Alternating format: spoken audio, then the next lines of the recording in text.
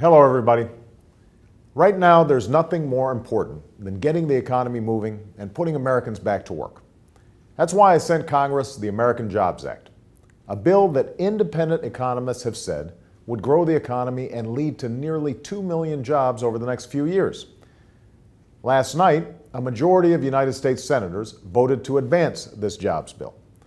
But even though the American Jobs Act contains the kind of proposals Republicans have supported in the past, their party used Senate maneuvers to block this jobs bill from moving forward.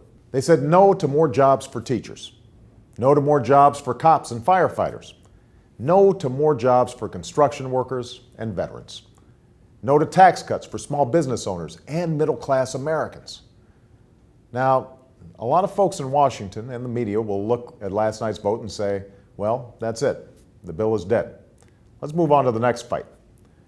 I've got news for them. Not this time. Not with so many Americans out of work. Not with so many families struggling to get ahead. I will not take no for an answer, and I hope you won't either. This fight will go on. In the coming days, we will force members of Congress to vote on the individual proposals in the American Jobs Act. They'll have a chance to vote on whether they believe we should keep teachers out of work or whether we should put them back in the classroom where they belong. They'll get to vote on whether they believe construction workers should stay unemployed while our roads and bridges fall apart, or whether we should put these men and women back to work rebuilding America. They'll be forced to decide whether we should cut taxes for middle-class Americans or let them go up next year.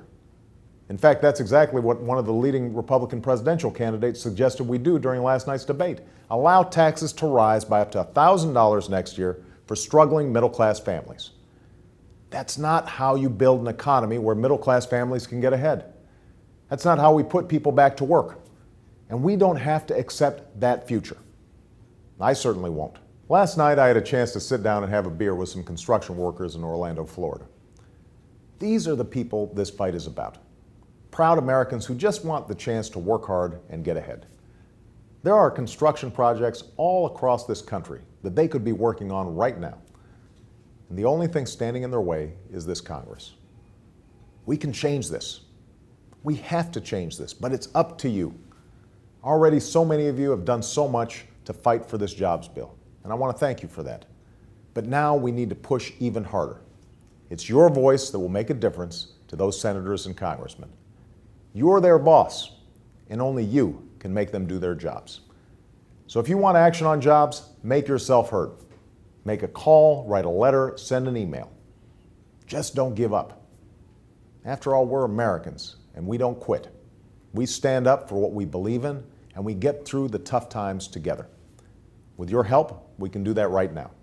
We can put people back to work, give this economy the jolt that it needs, and start building an America with a growing, thriving middle class.